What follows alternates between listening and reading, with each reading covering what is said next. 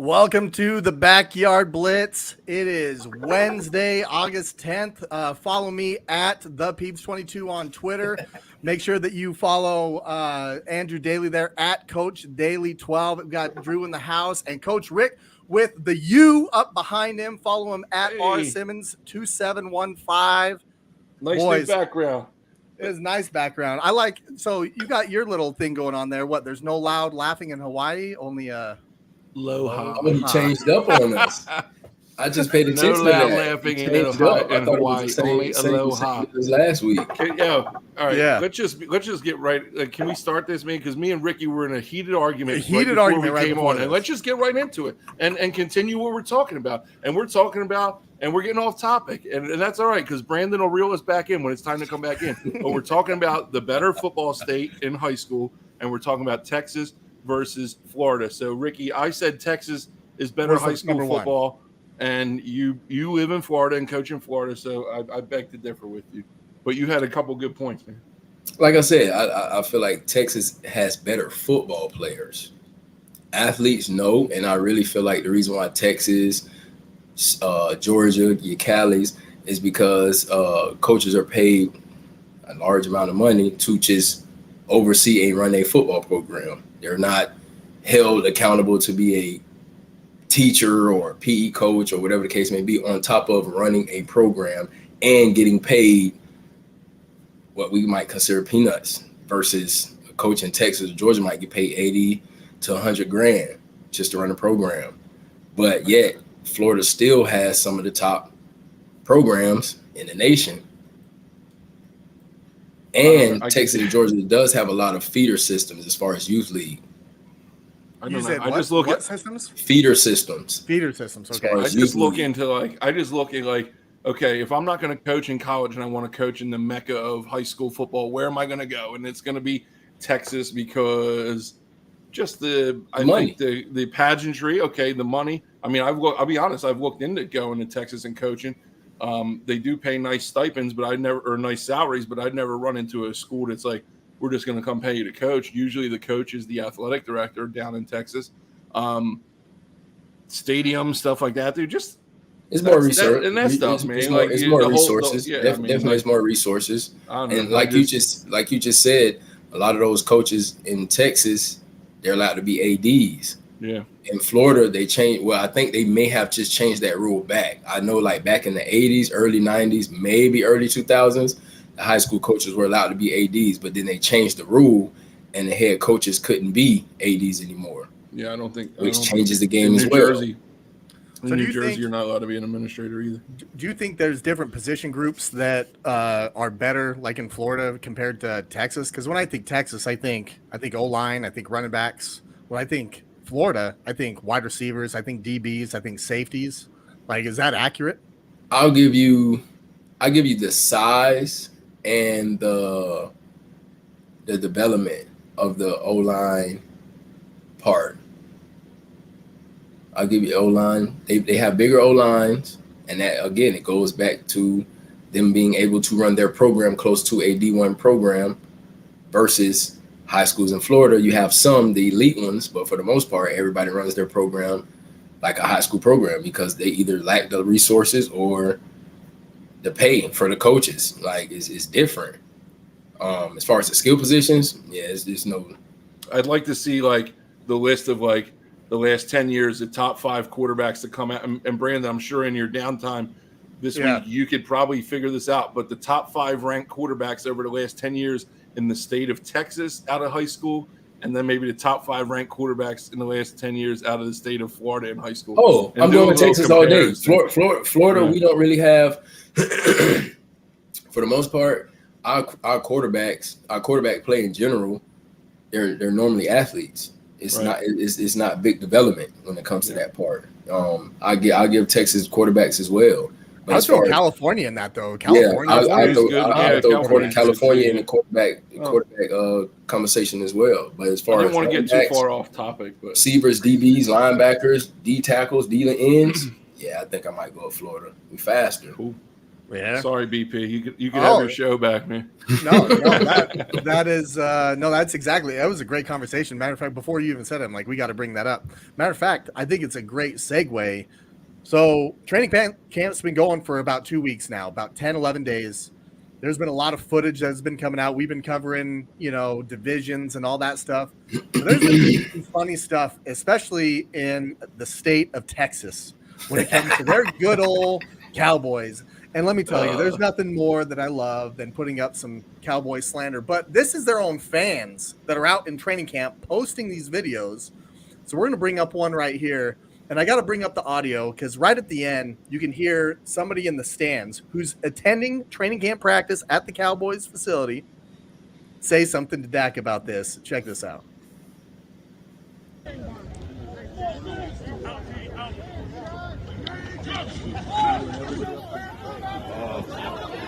1, 2, 3. Hey, how many times are you going to get sacked, Damn, how many times are you going to get sacked, Dak? Let's run it back because this dude gets sacked 3 times in one play. Right off the end, not his fault. Okay, I'm going to move around again and again. All right. And they're what, like the 30-yard line? He throws that thing away. I don't see anybody take him to the ground. So, in my opinion, as a former quarterback myself, that's not a sack. He didn't get touched. Bro, you're not bringing the quarterback. Especially on that red jersey on. You may get sent to the locker room. You got to see the play through. He's still up. All right. No, I agree with you. Quarterbacks are taught to finish the throws and finish the plays. He's dead to rights 3 times. 3 times. Got the tight end going motion. This guy blows his assignment there. Okay, that's fine. 1, Zeke 2. Zeke lets his guy go. Yeah. That's Parsons. The best part. I mean, Parsons a dude, and I don't know how strong the Cowboys' offensive line is. Honestly, it's gone downhill though. Like over the last few years, like they used to be known as a powerhouse offensive line, but they've gone downhill. And the best part is that fan in the background. Damn, how many times are you going to get sacked, Dak? Right at him, bro. I'm coming from a guy who's friggin' doesn't know anything about football, man. Go pay another $25 for a training camp ticket, you bum. Hey, okay, Drew. Have you ever got sacked 3 times in like on a single play like that? Bring up the clip. You try and sack me. I'm just stiff arming them off of me, man. I ain't coming down, bro. You've seen it. You've seen it in Germany. I did see it. So it definitely brings up another clip that I want to bring up. So Trayvon Diggs, right? Oh man.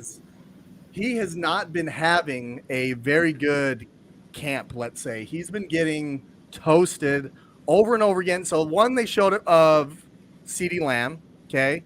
There's another one where, let me bring it up right now. With the guy from the practice squad? From the guy from the practice squad. So we had this up on our – yeah.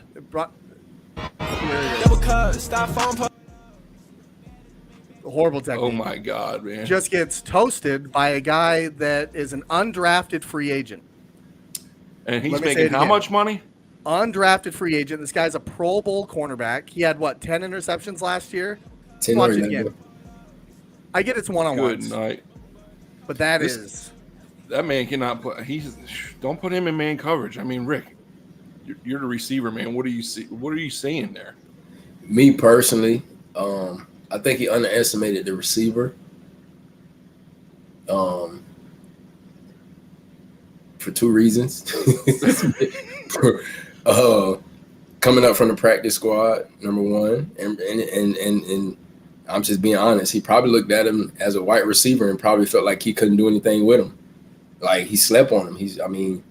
And that's what it looked like to me, because when he came off the line, he kind of like hesitated and kind of tried to play the double move as if he felt like the guy couldn't run past him, like just without a double move.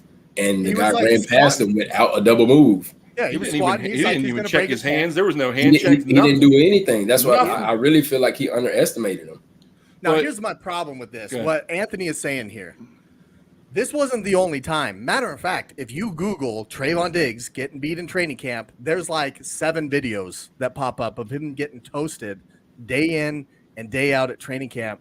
Like, that's just not a good look. Now, I believe it. Just to touch on that topic, like, I saw something earlier this evening, and I don't know how easy it is to pull things up on here or not, and I know we don't have it loaded up because we didn't talk about it, but the rookie defensive tackle for the Eagles went viral. Jordan Davis. I saw that. Dude, for putting that offensive lineman, a starting center, I think he's a starter. He's a pretty good player on ice skates, dude. Just put him on absolute ice skates. And Jordan Davis got asked about it during his press conference, and they said, you know, you see that in the film room, coach puts that on. How does that make you feel? And Jordan Davis said, it doesn't make me feel good because you guys only see one clip out of 100 plays, or you only see one clip out of this. Like, you don't see all the other plays where he's getting my number. Like, that's one instance out of a lot where he looks bad, and I don't like to make it, you know, and it happens to go viral because that's all people see, and they're putting out this one clip. But just with Diggs, like, dude, everybody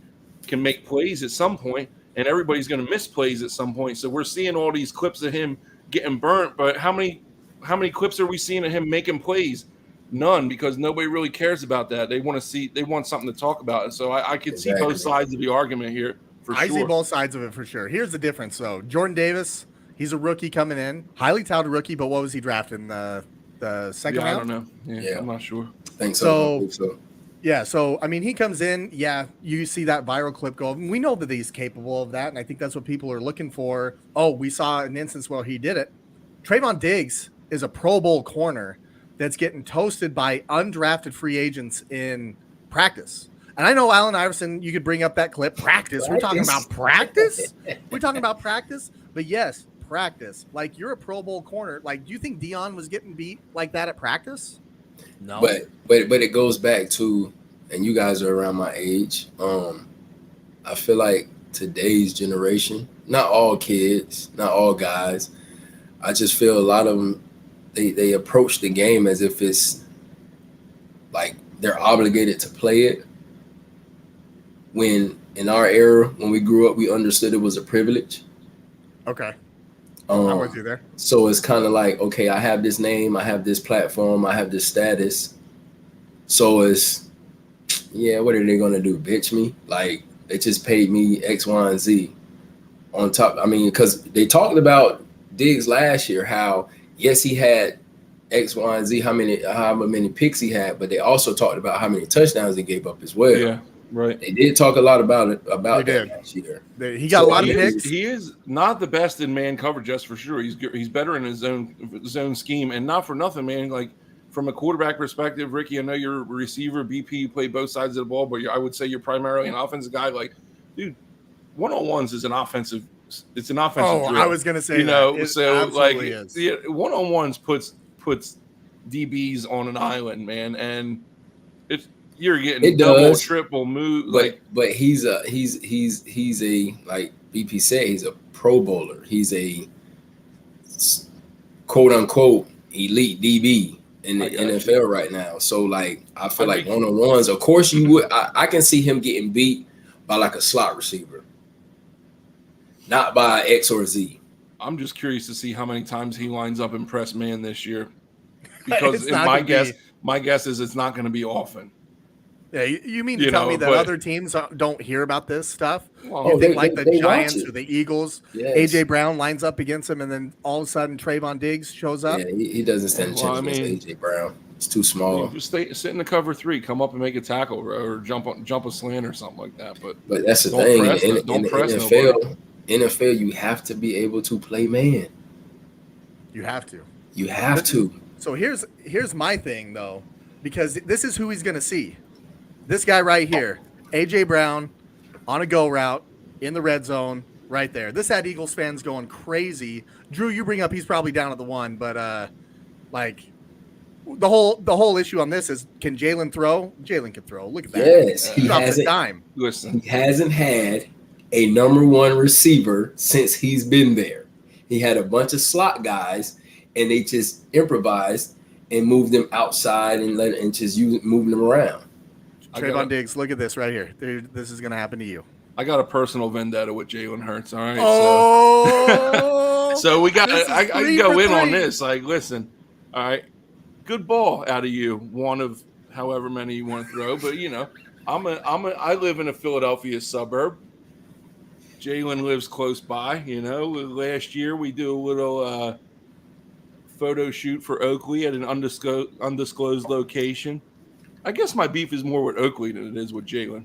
Jalen was cool, but I work security for the heat right here. Yeah. I can tell. I work security for this event, and it was Jalen and Oakley and stuff like that. And we said, "Oh, we can't pay you, but we'll send you all this free Oakley stuff." And, hey, Oakley, my eyes are bare, cuz I ain't got nothing. So you still haven't got your merchandise? No, I was upset. They said they were going to send me extra big glasses for guys with big heads like me. Nothing. And I blame Jalen Hurts. Should took care of you, huh? That's what's going on. Nah, he was cool. But, man, Oakley on the other hand, I ain't buying nothing from them. If it makes you feel better, you can just show them this clip right here. This is back in the day. Oh my God. Oakley will definitely sponsor you for that giveaway. Yo, do you have the audio linked up on that? Oh yeah. Oh my God, rewind that, because if I remember this clip correctly, this announcer goes nuts. Yes! Yo, take it back. Listen. All right, that's Nobody's me there at quarterback. Nobody's right there. near you. Look at Nobody's near me. It's not very good mechanics. I'm throwing off my back foot. Right, your back foot. Boom! But I'm hitting BP in stride. That's a 50-yard dot, guys. All right? Hey, green dot. Let's just say this. I blew right past the linebacker and crossed the DB's face, and you let it go as soon as that happened. I'll tell you what, man. If Oakley didn't see that yet, I'm going to be sponsored by the end of the show. I'll tell you what. Listen, man, what a blast from the past. That's a great clip, man. That was a fun game. We lost that game. I definitely wish I had you at quarterback when I was playing over there. Yeah. Well, I was only, like I said, you were before my time, man. I was still riding the pine in college by that when you were over there playing. So. No, he's mad at Jalen. He's mad at Russ. Who are you mad at? Derek Carr. He sucks. Oh, Russ. That's right. Yeah. That's right. Oh my God! Get out of here, Russ. That was embarrassing. I'm not mad at Jalen. Again, my beef is with Oakley. All right, so if anybody's and Larry says Oakley's owned by Ray-Ban now. He said, "Good luck." Good luck, Larry. You got it in. Like, it seems like you're into the sunglass game, man. Maybe you got a connection, but if you do, send me a message. Still waiting on my merchandise. That's awesome, man. It's been a crazy week. There's been a lot of stuff going on, but there was one I wanted to actually have a conversation with you guys on this next clip I'm going to bring up, and it's on Travis Etienne's foot, okay? So we put this out on TikTok. It by far got the most views of any video that we put out. It's just weird. So I'm going to bring it up here. It's got no sound. So if you guys listen on the podcast form, he's running down the sideline, and when he plants his foot like rotates in where it's almost sideways, and he's running straight. He's not making a cut in. He's not making a cut out. He's running straight, and I think it's his right foot plants kind of weird. So I'm going to bring it up right here. What do you guys think of this? How did he? This is weird, isn't it? I'm watching it. I got to watch it. And okay, so he's like full sprint. His right foot is turning sideways and can kind of propelling him forward.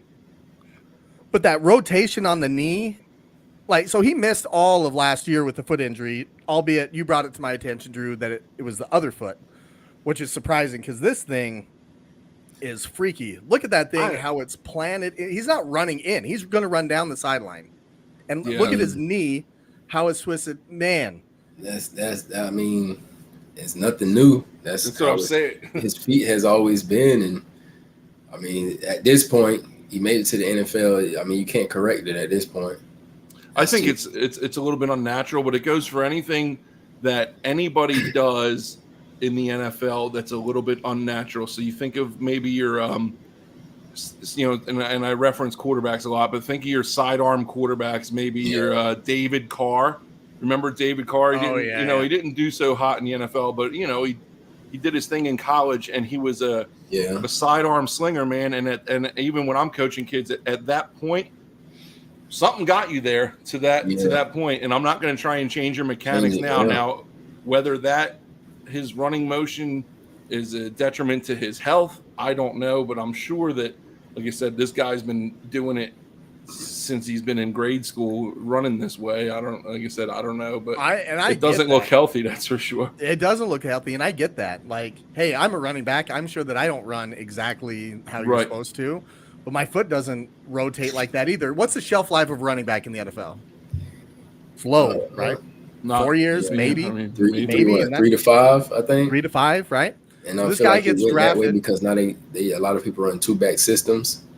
Yeah, a little bit longer now. So he gets drafted in the second round. He misses all of last year to a foot injury on the other side. Now, we know when we played, if something's hurting on your right side, you're going to have something that's going to hurt on your left side because your body's going to make up for it in some way, form, or fashion. Yeah. Right? Yeah. So he's running like this. My issue, and I like the kid. Like, he's a great kid. But I see this, and I'm going, the NFL puts you through a rigorous process. They call it the underwear Olympics, where they show you in the underwear. Tom Brady's got that awesome mug shot of him, I think I have more definition right now than Tom Brady had in that picture. I don't know. That's debatable. Yeah, that's debatable. You used to. In Germany, definitely used to. When you were hitting the gym 3 times a day. The only definition I got's in a dictionary. That's the only definition I got right now. So you're not in shape. You're A shape, kind of like I'm A shape. I'm A shape. But what I mean is, this dude gets drafted in the second round. You know that they watch him run the 40 like this. I mean, to your guys' point, it's probably not a big deal, but I feel like that's going to reduce your shelf life. In my opinion, like it's awkward. I mean, it could, but at the same time, like I said, like if he's been doing it that way since youth league, then he's used to that, and his body is used to it physically. So it's one of those situations where it's like, if it's not broke, then why fix it? Don't fix it. What BP's saying is it's going to be broke soon. But I'm saying it's going to be broke soon. It looks broke right now. I mean, it could, but at the same time, this is the same guy that we're talking about that put up crazy numbers at Clemson. Yeah. With his feet the same exact way. Yeah. I think I'm with Rickie here. Like, I would have never – it's probably something that I would have never noticed unless somebody slowed it down. And, again, we go back to slowing it down and putting on a viral video and watching it. But, like I said, he's gotten to where he is by doing what he's doing. And I don't think much has changed there. So until we come back, and I know you said he missed last year with a foot injury, but it was the other foot. It was Liz Frank. Like, I don't like. Where's Frank? Yeah, I don't. Does it have anything to do with the way he runs right now? But I do like, I get what you're saying about overcompensating, because it's just like, wearing and braces or something like that. Yeah, and I'm not even necessarily worried about his foot. It's just that knee, the way that it rotates in. But we'll see.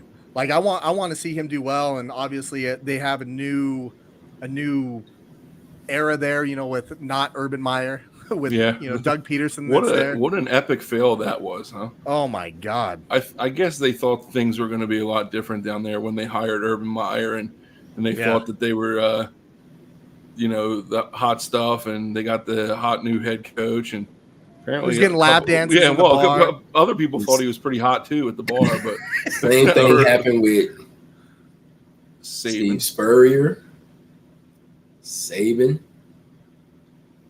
Hold on. Nobody's going to give Saban a lap dance. So have you seen Saban? Nobody's giving Saban a lap dance. I bet you're giving Spurrier a lap dance, though. There's some weird people out there. Bro. No, not the lap dances. I'm speaking on the college coaches going to the NFL. Oh, yeah. And everybody thinking that they're going to bring the same success from the college level to the NFL level, and they flop. I think the only person that may have done is Pete Carroll. Pete Carroll did it, yep, but it took him a second try. Exactly. Right? Pete Carroll did it. Yeah, he's having a good run. But why? Like, I don't. While we're on the topic, I mean, we could run with it, but I don't see the I don't see the shine in Harbaugh. And, you know, he had his run in the NFL and didn't do so great. And you can speak to it, Brandon. He at least made a Super Bowl, though. He did get to the Super Bowl. Yeah. He did. He got to the Super went Bowl. to 3. They lost to the Seahawks. And the lights went out, didn't they? Like, the guy can't even keep the electric on. Was that game or no? Hey, that was that game. It was in New Orleans, not San Francisco. But then he goes to Michigan and he's doing okay. Well, the thing with Harbaugh, why is he so hot? Like, I don't get it. Harbaugh never has been around anywhere longer than 4 years. Michigan is his longest tenure, I think, anywhere, including Stanford, 49ers, whatever. But we'll stick to the NFL right now, but that's always good. Training camp, it's been going on, and 2 weeks in, there's been a lot of fights. There's been a lot of fights in training camp, and it reminded me of a story, Rick. We talked about it briefly last week, but I gotta bring it up on air because, you know, when you're out there playing, right? You're out there playing. Some things get heated. You're competing. Some things happen, right? So I don't remember this story. Oh, I remember it because I didn't know what this meant.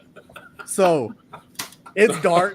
It's like the second practice I think that we had together. I'm fresh off the plane, and you're playing receiver. I'm playing safety, and I think you were trying to block me or something. And I'm this, you know, fiery, you know, white kid. It's like, get off me, man! I'm trying to make a play. And we got into it. Rudy Rudiger, exactly. So we get into it. Like, you were frustrated, and I didn't know at the time, but I think you were dealing with an ankle injury. And so we kind of got into it a little bit. And then you told me, you go, man, you better get off me. I'm going to go pop the trunk on your ass.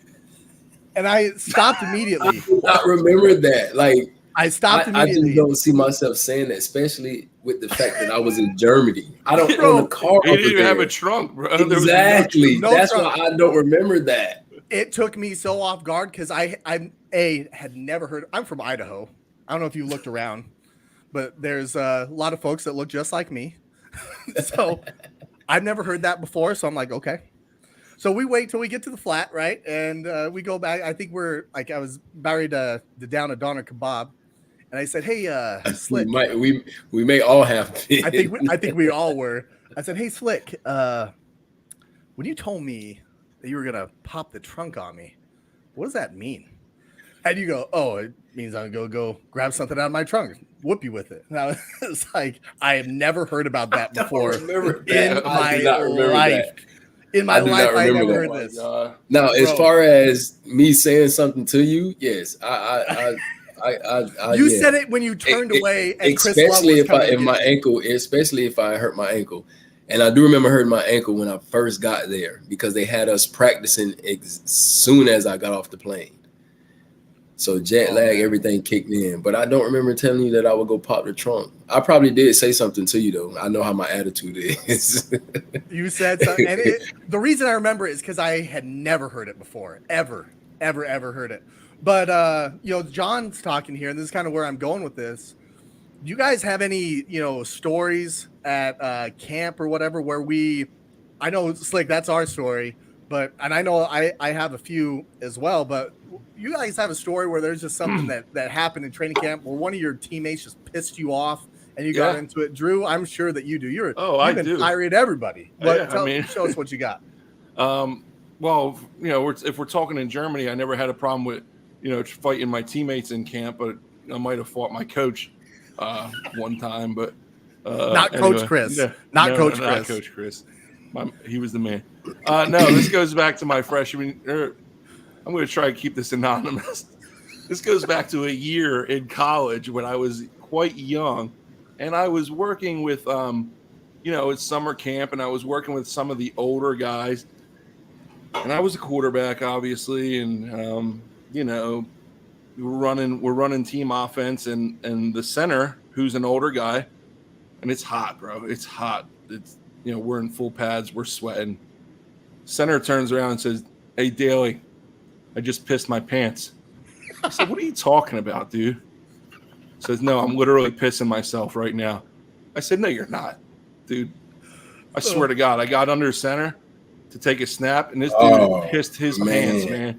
And there was nothing I could do about it because I was a freshman, you know, trying to make a name, trying to, you know, win a job, and this kid, this older guy, I guess, just to break me in, or he just didn't give a shit or didn't give a crap, and he just pissed his pants on me, and I had to go take snaps under center all practice like that, and him in his pissy pants, man. And there was nothing I could do. I just took it. But yeah, I guess that was probably my. Where's the fight part?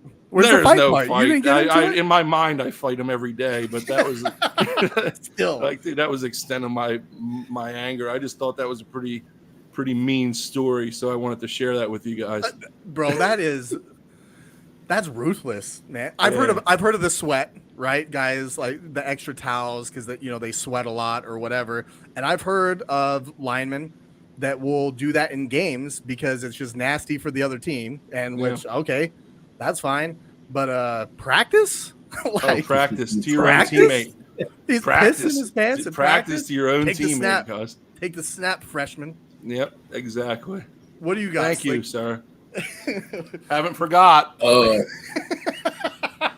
College, I had a few altercations with DBs. Just, I was a receiver. Let's be honest. Receivers are divas.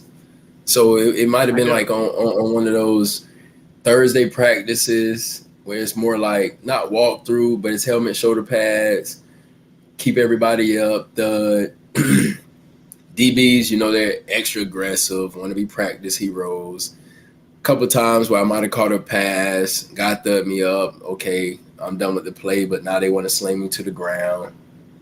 So either I throw a punch or the football hits their face mask. And then after that, it's whatever. Yeah.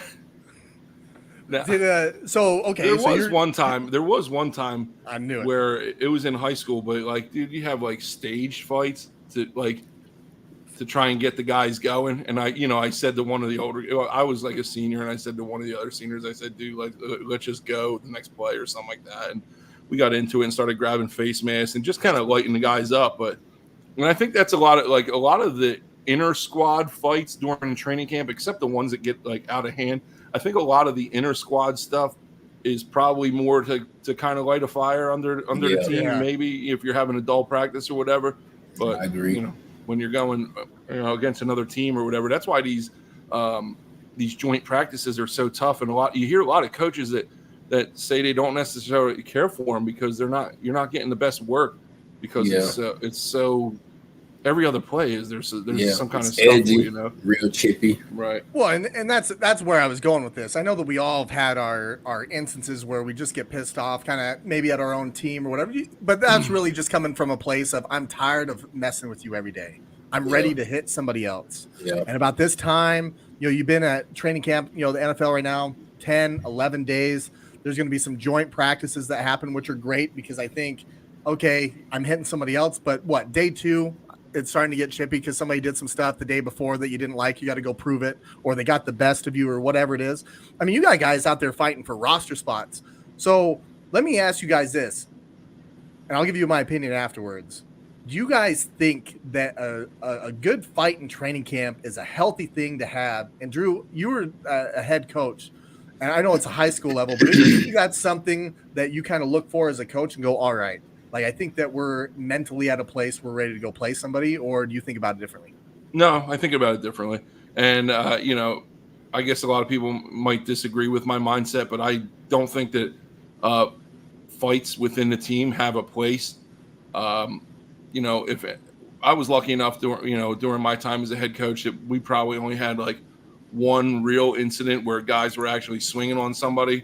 But we did not look at it as a positive thing. I never looked at it as, this kid's heated and he's ready to play. Like, no, I looked at it as like, this kid's uncontrollable and we can't calm him down. And now, he's going to cost us on the field. And if we can't trust him during practice, how are we going to trust him during a game?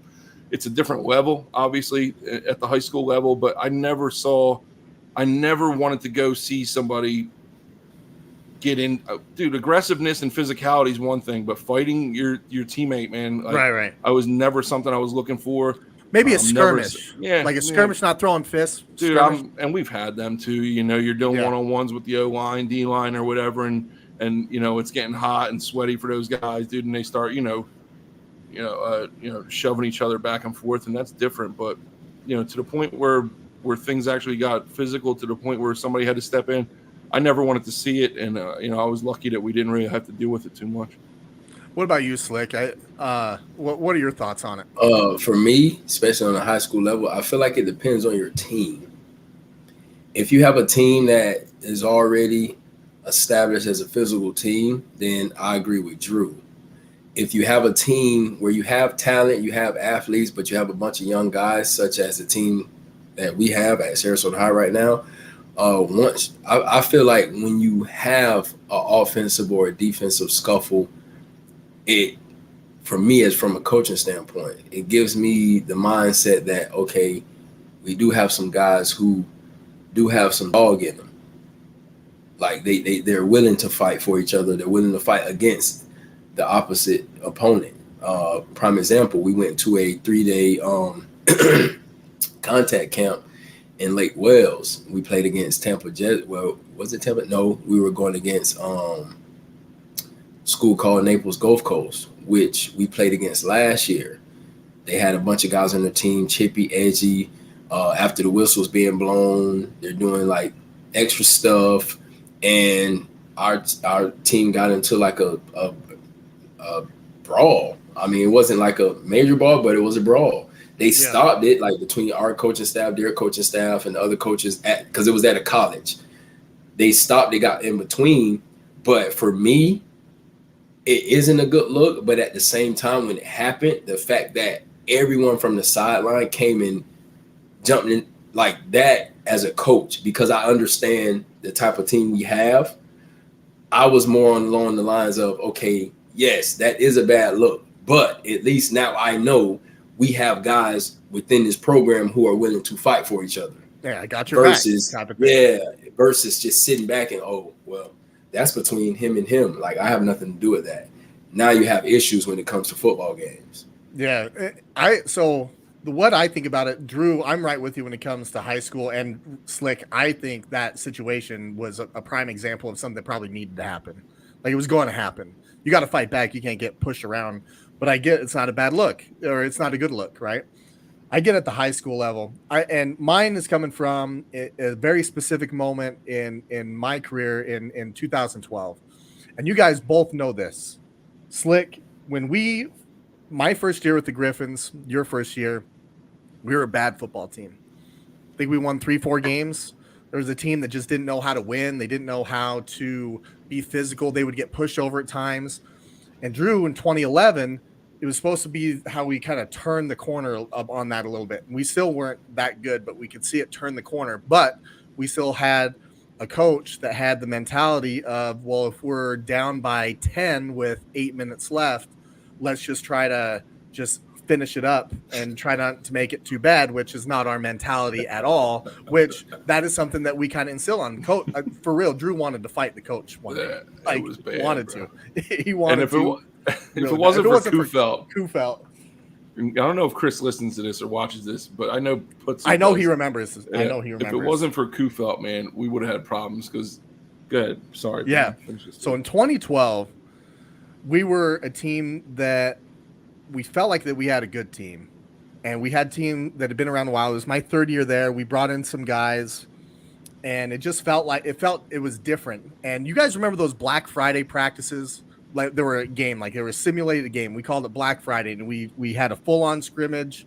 I think we had refs out there. I know that we had the sticks. We're moving the ball. We're keeping score. And something popped off, and I can't even remember what it was, but it just went nuts. I think Brandon Gant said something, and then like there was just it was a little skirmish that wasn't too bad, but everybody got into it. And I just remember what happened afterwards. It wasn't the fight. It was afterwards when we all got together and Kufelt, who was the head coach at the time, was talking about we're all brothers. We all have each other's backs, but we fight against something when something's going wrong. We got to stand up for each other. And I remember from that moment on, I think that changed our season. So I think it's got a place. It's circumstantial. Most of the time, I don't think it's a good thing. But every now and again, when you have the right team and you're just trying to get to that next level, and again, it depends on the situation. In high school, it's very tough for me. These kids got to go to class against each other, and we don't need any more stuff popping off in schools, right? That's what I started thinking about. But like on that level, you've got grown men that are out there trying to fight for positions and all that stuff. Those things happen when you get super competitive. And I think for us at that particular time, was awesome for us. I think it's what we needed because we played some really physical teams later on that we already knew that we could do it based off of that moment, if that makes sense. I agree with you there. And I think you touched on something too, like, and I know, probably wrapping this up a little bit in this topic or whatever, but like, how are you going to, how do you proceed? Two teammates, you fighting the other team is one thing. Two teammates fighting each other during training camp, especially at the high school level. Now, can you come to a level head and continue practice normally with a good attitude? And the answer is usually no. All right, at that age. That's why I don't care for it too much. Like I said, I don't think it really has a place, but because you can't come down from that high and then refocus at the age of 15, 16, 17 years old and then continue to have a productive practice.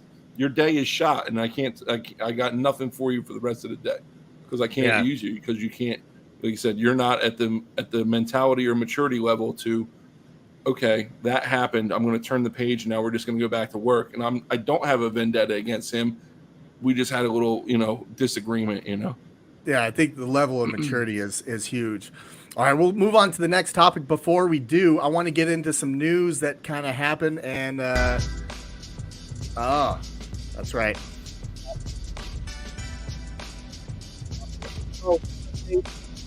August 10th, Roquan Smith, linebacker of the Bears, has officially requested a trade due to stalled contract talks.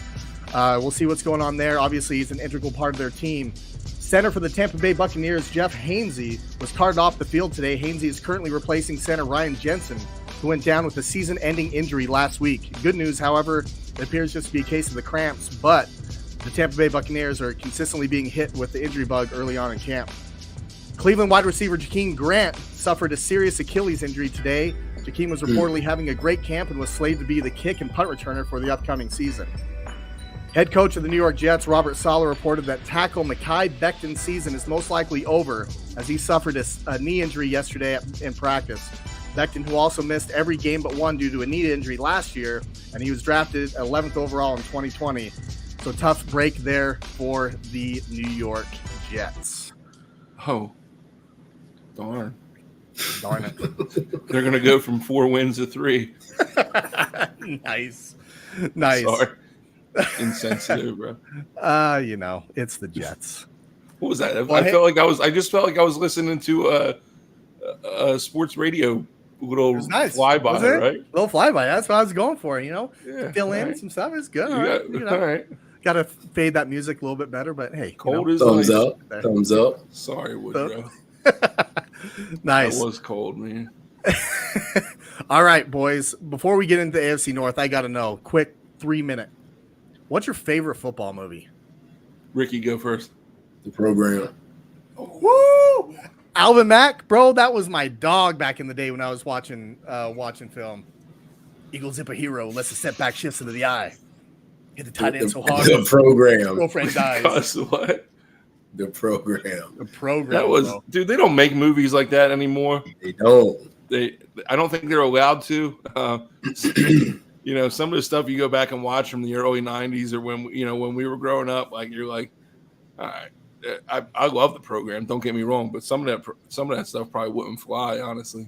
But it wouldn't. But a lot of stuff that was going on in that movie, we didn't realize was occurring in college football, and now you got the NIL deals and all this other stuff going on. It was going on back then. It was just my god. Under the table. The Program was scarily accurate. It was. It really was back in the 90s. Even if it's not a word, I just made up a word. So we're starting good. Defense, a place at the table. Yeah. I just think about that, dude. What about you, Drew? What's yours? He said, dope. Never mind. I'm just talking about. You see that right there? He says Adidas. Adidas. I don't know how to read. I can read. What 2 cities fought in the Punic Wars? I don't know. Detroit and Buffalo. Such a cold, stupid stereotype, bro. Like, god dang. Well, like I said, a lot of it was true. Dude, I don't know, man. I got a lot of football movies. The one that stands out to me was Rudy, but as I got older, I started to really sour on Rudy Rudiger himself after I realized what kind of scumbag he is. Bro, he's a horrible person. My man charges like $45,000 for an appearance, bro. Oh my God. But Eddie was offsides. Like, we're gonna talk about that against Georgia. Oh my God. He was offside. It was offside. Neutral zone infraction. The funny part about that is I learned later in life, because that used to be my favorite football movie, but they carried him off as a joke. It wasn't like real, like, hey, you did something. They carried him off as a joke. He was also teammates with Joe Montana. So I'm also sure that nobody laid down their freaking jerseys to let that guy play either. I'm just saying. And nobody likes Rudy currently on their team. Like, God, like, you're like, dude, it's Thursday. We got a game tomorrow. Like, you need to chill the hell out. Practice hero. Bro, it's so true. Like that dude. Practice hero. What are you doing? Cause you're out here with full pads on a Thursday. Everybody else is in upper helmets. Oh my God. Yeah, but Rudy. Yeah, the part in Rudy that gets me, man, is at the end of the game after he makes his sack, which was offside, so it shouldn't have counted. But when the dad is in the stands and picks up the mom or the wife and hugs her, dude, that got me a little bit. But other than that, no, you know what got me is in the tunnel. It was the guy that was the landscape. Oh yeah. How he clapped. Yeah. That one gets me every time. Yeah. Every and then when the time, dad. Yeah. When the dad turns around and he's smacking the brother and the jag-off brother who doesn't want to give him any support the whole way, but now he comes to his game because he's dressing and now he's cheering for him. Like, dude, he's dogged him the entire time. Go back to the steel mill, cuz you don't like him, bro. Yeah. Hey, Vince Vaughn was in that movie, and to that point, as far as nobody liked that guy, this is the last practice of the season. This asshole thinks it's the Super Bowl. Right. Not for nothing. If it's the last practice of the season, why are you working halfback toss and why are you giving a crap about the third team, sending them down to the prep team? It's the last practice of the season. Like, yeah. So the continuity doesn't add up there. But yeah, Rudy's my favorite football movie. Thanks for asking. You're welcome. Yeah. In there. Rudy, same for you, BP. Oh man, it used to be for a long time. I've kind of bounced back and forth on it, but I have a little personal connection to. Plug your mic. Put your mic in. Is it not in? There we go. Yeah. Remember the Titans. So when I was in school, our dare officer. So that movie came out when I was in school, high school. So he saw that at the end of the movie that the real Coach Boone lived in Alexandria, Virginia. So he looked him up. And he got him to come talk to us at a like one of the dare graduations for the younger kids. I got to go pick him up at the airport. He was the coolest dude. So I go bring him this fruit basket that everybody gave me to give to him. Basket. And the first thing that he said was, "Man, I could just use a 6-pack." I'm like, "You're here for a dare graduation, bro." That's funny. But that movie, I don't know. It's pretty cool. I think it's my favorite. That's a classic. The other one is Remember the Titans is great. Any Given Sunday, but it's for a particular scene. Yeah. It's a scene where Lawrence Taylor and Jamie Foxx are in the steam room. And I swear to you, just Lawrence Taylor's story, when he's talking to him, I swear that he's not acting. I think that what he says to him is 100% true and real. And just to see that moment was like a 2-minute clip. Bro, it gets me every single time. That's an awesome clip. I like the replacements too. That's a good one. Yeah, I like the replacements. Shane Falco, Oh, Shane Falco. Green Heels. I think I think we all have a little Shane Falco in us. Yeah. All right, boys. Well, hey, we're gonna move on to our AFC North preview. We're gonna kind of cut it down a little bit. We're still gonna dive into the stuff. We're just not gonna go on and talk 40 minutes about it, but. First team that we're going to bring up is the Pittsburgh Steelers. So we know that there is it's basically an end of an era in Pittsburgh where Ben Roethlisberger is now out and there's a full-on battle at quarterback. So they have some additions. We'll just go through them real quick. So obviously Ben Roethlisberger is gone. Juju Smith-Schuster's gone. Joe Hayden's gone. But they added George Pickens, who's having a hell of a training camp. They drafted Kenny Pickett. Mitch Trubisky came in from the Buffalo Bills, former second overall pick, and then Levi Wallace is replacing Joe Hayden. What stands out to you guys? I mean, it's obviously got to be the quarterback battle in my mind, but what stands out to you guys about the Pittsburgh Steelers as far as, who you think is going to be throwing the rock? Can you see me? I'm kind of hidden by this logo here. Let me see if I can get out of the. There we go. No, I think like you touched on it, man. It's gonna be different without Roethlisberger. I think I know there's a quarterback controversy, but I don't think it's a particularly good thing because it's not with the greatest quarterbacks of. Well, I don't know. Obviously Pickett's a rookie, but you got Trubisky, and then what was that? You got Mason Rudolph. Yeah, Rudolph. And they're saying he's looking good. And I'm like, I don't know. Like, you saw him play a couple years ago. I wasn't too impressed with him. I liked Pickett coming out of college. I don't necessarily think that he maybe was a first rounder, but what do you think about the hand size? You think that's a deal? You think that's something that to worry about there? I don't think so. Wait, has he got small hands? He's got small hands. Oh, yeah, I just thinking that. You guys remember that Burger King commercial where the guy's got the tiny hands? I do remember that. He's like, I got this Whopper. I can't eat this Whopper because I got these tiny hands. Hashtag Burger King. Oh my God, bro! I remember that. Was he on the swing? Honestly, I don't think I had the biggest hands, and I don't have a problem. But no, I like Kenny. I think it's going to take a couple years for him to get ready, though. So we'll see.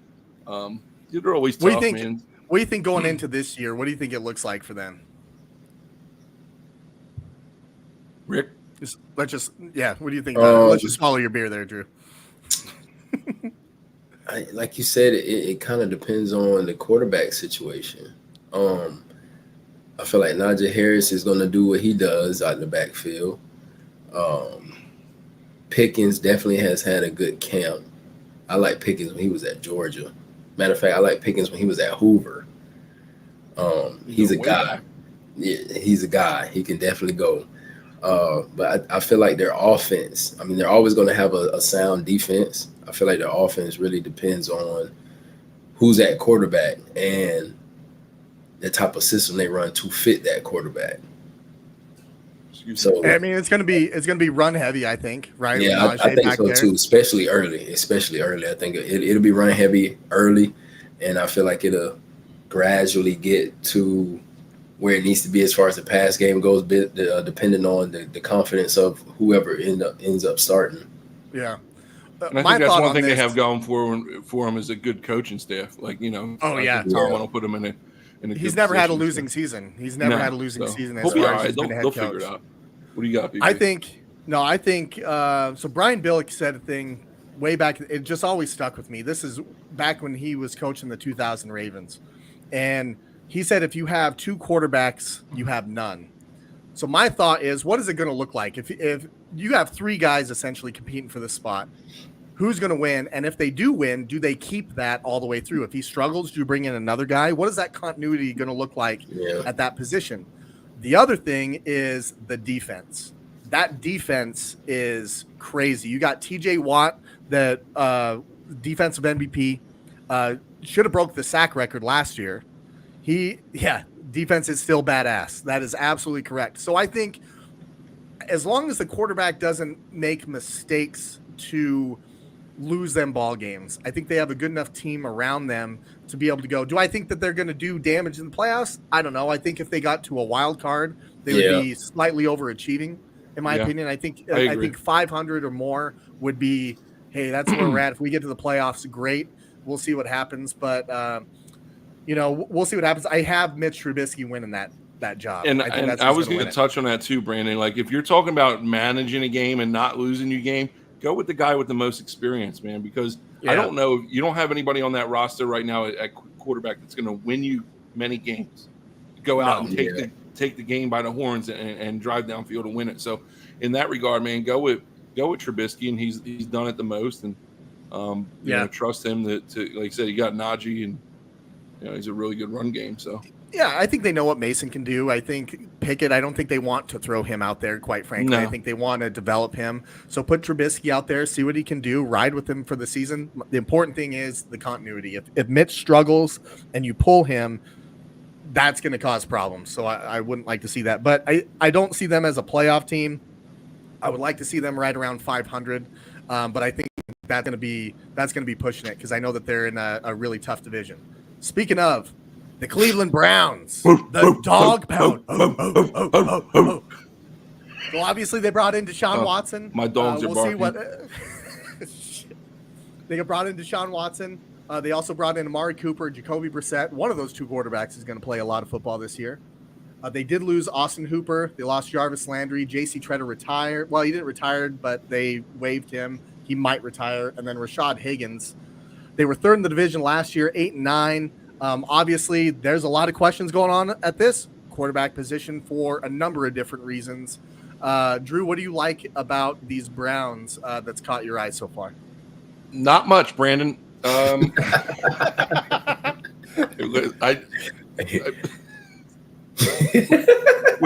With Watson being suspended for at least 6 games, and I think it's going to be more.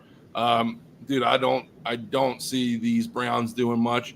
The run game was okay last year, but I think you got 3 teams that are better than them in this division. Like I said, if you put Watson out there, you might have a little bit of a better shot. But is Watson really? He's starting in the preseason? Yeah, so he's not technically suspended. They're appealing that. So as long as that appeal process goes on, he's eligible to play. So he's going to play in the preseason. He's scheduled to start on Friday. That's kind of crazy. That's crazy. That is nuts. I don't really agree with that. But no, I don't really like the Browns. I don't know, where their shining spots are going to be, but I think they're going to finish last in the division here. Yeah, what do you think, Slick? I feel like kind of similar to the Steelers situation. I think it's based on offensively. I think it's based on the quarterback play. However that Deshaun Watson situation pans out, if it goes left, now you have to depend on Brissett. I feel like Brissett can manage games, but you don't know if he can win games. I mean, yeah, you add Amari Cooper. You still have the run game. You got Njoku, tight end. He's healthy now. I don't know. I'm with Drew. I'm just probably would end up last in their division, but I also you think feel last? like I feel like it depends on the quarterback play. Like if Deshaun Watson, whatever that situation is, if they appeal it and he doesn't have to be suspended for however many games or whatever the case may be, I feel like they may finish second or third, depending on how the defense performs at that point. I think that's the key. If they have to depend on Brissett, I don't know. I mean, Brissett's not a bad quarterback, but he's not a guy that's going to win for you. Like He can manage the game, but I don't know. Can I touch on that for a minute? Because we talk a lot about managing the game so far in these first 3 episodes, but if you don't have a team to manage or you're not in the game, it doesn't matter if you're a good game manager because you're not. You at some point you're going to have to go win a game. And that's exactly right. Game managing quarterbacks are good because they play on good teams. Now, is this team good enough to put their quarterback in a position where they don't have to be that good? I don't think so. So that's, Yeah. But if Watson comes back, then it's a different story. But he also, he hasn't played. He did not play at all last year. He didn't play at all last year. Like he's not at all. So he's going to be knocking off some rust. It's not a given for him. It's not. And I also think that the playbook that you're going to use for Deshaun Watson, scrap all the stuff that happened off the season. Let's just talk football for a second. The plays that you're calling for Deshaun Watson are different than the plays that you're going to call for Jacoby Brissett. You're gonna be a different team with Jacoby Brissett than you are going to be with Deshaun Watson. Of course. So I think they're going to have this hanging all season, I think, and especially the longer this appeal goes on. I think they just need to have some sort of finality to know, hey, who's our guy going in? Are we missing Deshaun for this amount of games? Are we missing him for the whole year? You know, what are we trying to do? They should just make the decision now and just move forward. Yeah. Who's our guy? Who's our guy so we can get ready? Like, just go with Brissett. Yeah, absolutely. Until this thing is done. Yeah. But they got a good defense. They have a great running game. But my thing is, and Jeff says it perfectly, the Browns will find a way to screw up. The Browns are going to brown. I missed that. They got more issues than Sports Illustrated, man. They find out ways to mess up and to have problems within that building, whether it's OJ or OJ. Odell Beckham Jr. OJ. He messed up too. Odell Beckham Jr. Jarvis Landry, got Deshaun Watson. Like, it's just the Browns, and that they're going to have a hard time getting rid of it. All right, let's move on. The Baltimore Ravens. Slick, we were having this conversation about our boy Lamar Action Jackson. Okay, Action Jackson. Now, they missed the playoffs last year, but they were fourth in the division. But there was a lot of injuries that was going on. They brought in Kyle Fuller, cornerback from the Broncos, Marcus Williams, Mike Davis is running back, and they drafted Kyle Hamilton. We'll see what happens there. There's lots of videos of him getting torched in practice. They lost Alejandro Villanueva, Sammy Watkins, Miles Boykin, Hollywood Brown. Their entire receiving core is pretty much brand new. And then Derek Wolfe retired. It's going to come down to Lamar Jackson. They're going to have a good defense. We know that they're a tough team. They got J.K. Dobbins that's going to be coming back healthy. You know, what's Lamar going to do? And Slick, you had a really good opinion on this that I want you to share. But in my opinion, I think if you force him to throw, which is not his strength because he's a really insanely athletic quarterback that can get himself out of trouble. I think if you force him to throw, it's going to be bad news. But if you allow him to play in a close game, to be able to run the ball, to do things he wants and play action and throw, 2 tight end sets, I think that's great. What do you think, Slick? Like we discussed earlier, a lot of people have their own opinions about Lamar. I just feel like since he's been in the NFL, well, I'll take it back to college. Since he was in college, I just feel like people have been moving the rim on him. Like they throw X, Y, and Z out there saying he can't accomplish this or he can't accomplish that. And when he accomplishes it, they put another task at hand. Since he's been in the NFL, he hasn't had a true number one receiver yet. Marquis Brown is not a true number one receiver. He's not an X or a Z guy. He's a slot receiver that was fast, and they were able to move him around. Like I told you earlier, the best season he had is when he had the 2 tight ends out of Andrews and Hurts. He had a strong backfield, and he had, was it Crabtree at the time? Yeah, I think so. I think it was an older Crabtree. Like that was his older number one receiver. So it's kind of like, I mean, a lot of people say, oh yeah, he's athletic. He does everything with his feet. Give him like 1 or 2 weapons on the perimeter. Maybe he doesn't run as much because now he can throw the ball downfield. He didn't win the Heisman on accident. Yeah, that's true. And the second year he should have won too if we're going off of stats. But we know how that Heisman conversation goes into play when it comes to politics. Like if your team isn't winning or they don't make the playoffs or they don't make the conference title game, then I mean that's basically how they decide that. But his numbers definitely spoke. So I mean, I just feel like if you give him weapons on the perimeter, I feel like he will be able to show people that I can throw the ball deep and accurate. What do you think, Drew? I like the Ravens. I like their defense. I think they're probably, I think it's, they're definitely the second best team in this division. I've never been a Lamar guy, man. Dating back to his days back in, well, you guys laugh, dude. I'm not like an anybody Louisville guy, I guess. But yeah, dating back to his days at Louisville, like, I don't think, dude, he's a great athlete, but I don't think he's the thrower, that they need him to be.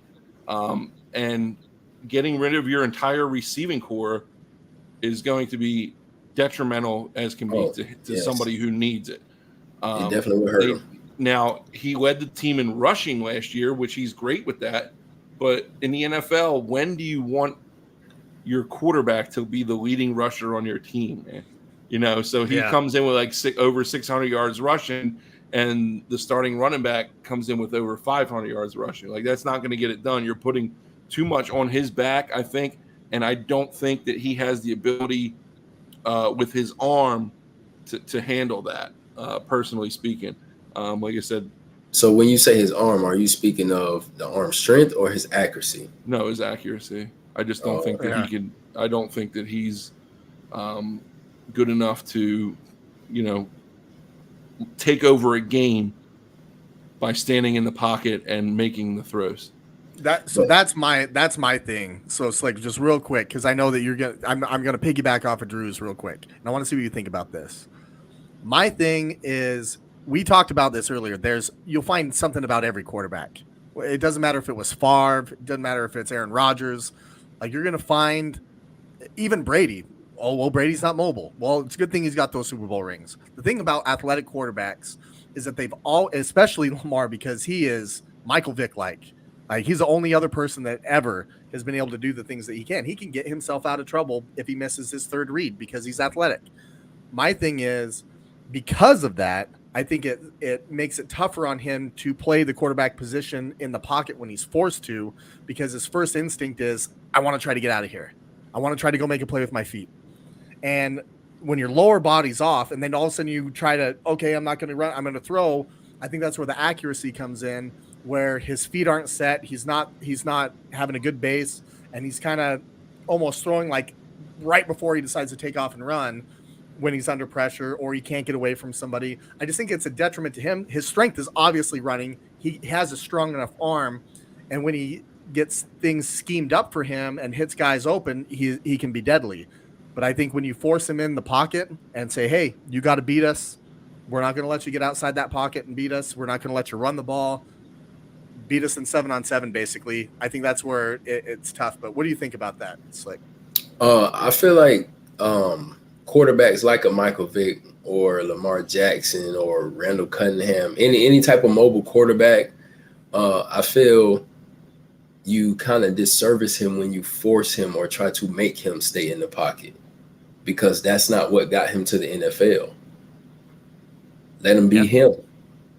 Let him be him. He's gotten to get to the NFL. That's an elite level. That's like, you don't get to that level on accident. So my thing is, those guys, yes, I understand at times you do have to stand in the pocket. So my thing is, teach those guys how to stay in the pocket and teach them the importance of it. But at the same time, don't handicap them and put a limit on them and say you have to be a pocket guy. Rick, now that's something that you can't teach at the NFL level, is how to be a pocket passer. If you can't pass from the pocket by the time you get to the NFL, I don't think you can teach it. Now, I do think Lamar benefits from play calling where you're moving the pocket, rolling him out, and getting him on the run, and moving the pocket and letting him throw on the run. But those are design plays. My issue with Lamar comes in when things break down and he's not designed to roll out. When he's got to go to his second and third reads, he's not an accurate quarterback, and he can't handle that. And that's where my issue with him comes in. Now, when you design to roll out, or when you design to move the pocket a little bit, a half slide, full slide, sprint out, whatever you want it to be, he's good. His issue comes with when that play isn't designed to move the pocket and he's got to make reads and the first read isn't there. Now second and third read comes an option, and he's not, like I said, it affects his accuracy and his decision making. It does, and I'm not disagreeing with you with that. I feel a lot of times they have in the back of their mind that my coach or the organization or my critics feel like I need to be a pocket guy. So now I have to show them that I can stand in the pocket and I can throw the ball from here, versus just being natural. Because let's be real, again, he's been playing that position since youth league. So I'm pretty sure he has came across a lot of situations where the pocket has collapsed on him, and high school and college, nobody put a limit on him. He figured it out, and he might scramble. In college, you didn't have linebackers running 4.3 40s either, like 4.4 40s. Like the game catches up to you, man. Yeah, but I know he's dynamic. In the SEC, you kind of do have those type of linebackers. You got maybe one per team. It's not an NFL team where they're all elite athletes, and I think that's catching up to him. My personal opinion. I think the biggest thing with this whole thing with Lamar, where it comes down to where he can't do certain things, he hasn't won a playoff game really. Like, he hasn't taken that next step in the postseason, or I think he's won one game. But people, they've been right there, and they get beat by the Titans. The Titans get out to a big lead, and then on the biggest stage, it shows those type of things. He needs to take that next step, and I think that's where everybody is with it. I definitely think this is a playoff team. You boys agree with that? I would agree with that, yes. I think they're a playoff team. Before we go to the next subject, the quarterbacks that came out that same year with Lamar Jackson, how many playoff games have they reached? Who is it? Josh Allen is one of them. Was Sam Darnold one of them? I don't know. I've never been a Sam Darnold guy. Josh Allen, went to the. I think Sam Darnold is one. I think Josh Allen's top 5 in the league right now, but. No, I won't give him top 5. I won't give him top 5. I give him top 10. I won't give him top 5. What? Okay. What? I just showed my hair. Are you serious? We're bringing this up next week. We're bringing this up next week. Oh, I can't I'm about to have a freaking conniption. Okay, let's move on. We got the Cincinnati Bengals. We're bringing that up next week, boys. All right, we got the Cincinnati Bengals. They won the division, 10-7, AFC North champs. They represented the AFC. Take Diggs away in the Super Bowl. They bring in an all-new offensive line. At least they bring in some reinforcements. Alex Kappa from the Tampa Bay Bucks, Lale Collins, a tackle, Ted Karras. They also bring in Hayden Hurst over from the Baltimore Ravens. They did lose C.J. Uzama, Quentin Spain, and Riley Reif. Guys, I think this division is the Bengals to take. I think they got better. They represent the AFC in the Super Bowl last year. I think Joe Burrow is a real deal. What do you guys think? Yeah, I agree. I like Burrows. I was just watching the pivot today, matter of fact, when they had Higgins, Chase, and Boyd, and they were talking. That's a nice trio. They compared them to the whole Chris Henry, TJ Houshmandzadeh, and the Ocho trio. Of course, those younger guys have accomplished more as far as playoffs, as far as making it to the Super Bowl. But yeah, those young guys, they can go. I like it. Yeah, you got a good running back in Joe Mixon. Yeah. I think these guys are going to be tough this next year, as long as Burrow's able to stay healthy and all those things. What do you think, Drew? I think that these guys have one of the most, if not the most, explosive, dynamic offenses in the NFL. Joe Burrow's the real deal. Joe Mixon, running back. They got 2,000-yard receivers with Chase, who was incredible last year and is only going to get better, and T. Higgins. And I think people sleep on T. Higgins because he was maybe like the second guy in that offense, but T. Higgins has been lights out, man, for them. Like I said, I don't see many offenses that can keep up with them, at least in the AFC, honestly. I think it's going to be tough. I think it's great for football to have them, to be a good football team. They were great in the 80s. They've been there in the early 2000s when they had Carson Palmer and they had, Ocho Cinco, TJ Houshmandzadeh, championship. You guys remember that? TJ, who's your mama? Who's your mama? They were good, and championship. I think they're going to be right there. I don't think we need to say a whole bunch. I want to see how they get into the playoffs, and I want to see what they do to take that next step and ultimately try to get a ring. But we'll see. Burrow's got to stay healthy, man, and definitely those core guys on offense have got to stay healthy, and they'll be fine. Yeah, and it hurts, so it gives them a tight end, which gives them another guy to eat that inside up. I agree with this 100%. Ravens and Bengals will fight for 1 and 2 spots. Pitt and I agree with that. I agree. 100%. No, I agree. Nail on the head. Pitt will be 3. Browns will be 4. I don't see Browns doing much this year, honestly, and I don't think the Ravens compete with the Bengals this year. That's always a good game. That's always a fun game to watch. And I talked about it before about personally being an NFC guy. But when that Bengals Ravens game is on TV, that's a fun game to watch because you talk about chippiness and physicality, dude. That game brings it every time, and it's fun. And they're 2 different styles now, which is going to be awesome to watch, man. It's football. I can't wait. But we're at that time in the show where we got to announce our Pop quiz, hot shot. Our hot shot. All right, mine. Let's do it again. Mine this week, it went on the loop, man. This is starting to go viral. This has gone on the last couple of days. I'm going to go ahead and play this video here. It's in the Little League World Series. This kid gets hit in the head with a ball by the pitcher. Catches him on the helmet, though. Like, let's be real. Soft. Catches him on the helmet. I get in trouble for so that. he goes down. I know. So he goes down. He goes over to first base, and he looks over, and the pitcher is crying. I mean, these guys aren't adults. These guys aren't teenagers. Well, they might be teenagers, but it's Little League World Series. A couple times right? they were. Yeah, a couple times. He goes over and gives the kid a hug. I just thought it was awesome, a display of sportsmanship. The fact that he went over there and said, "Hey, man, it's all good. I'm okay." You know, we remember, like, we're playing a kids game. You know, they're playing baseball. We love football. At the end of the day, we started the love of the game as kids. And I think seeing something like that where he truly was scared that he hurt somebody, the kid came over, gave him a hug. I thought that was awesome. That kid right there is my hot shot of the week, boys. I'll give you some right there. Cheers. Texas, West Texas, wherever you're from. Way to take one in the face and then go support the other kid too. I thought that was pretty cool on his end, man. That was a great feel good moment. There's been a couple of them come out of the Little League World Series. They're always good for a few every year. Jeff, this is exactly what Drew said, though. That's exactly what Drew said.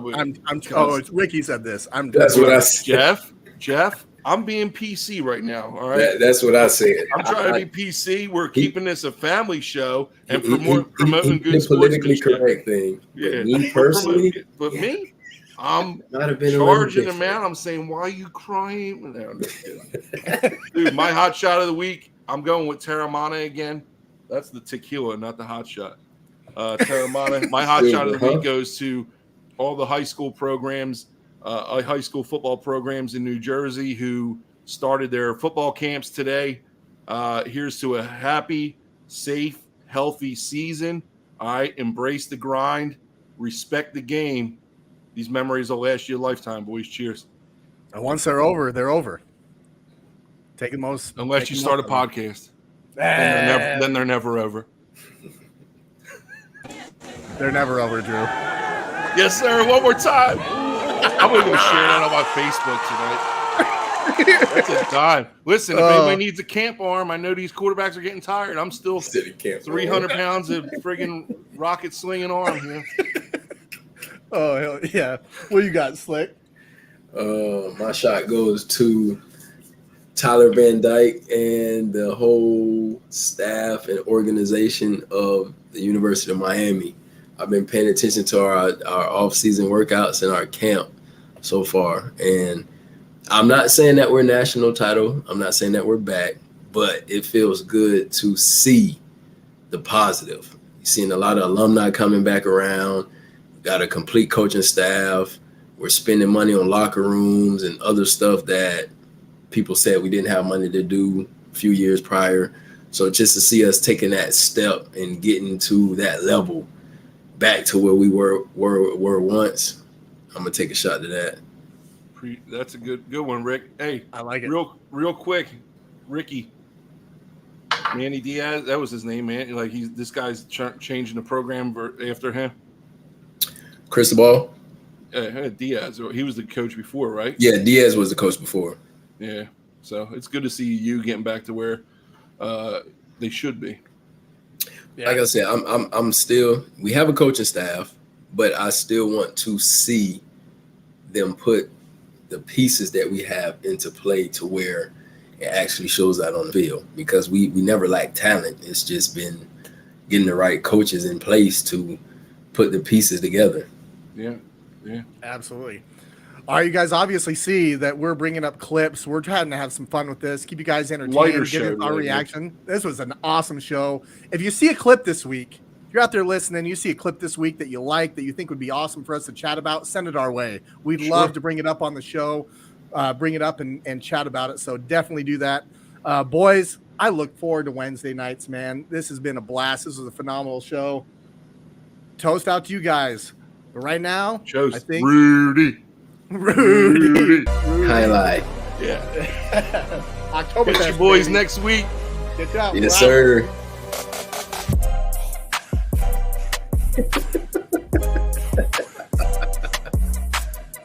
I can hear how he says it too.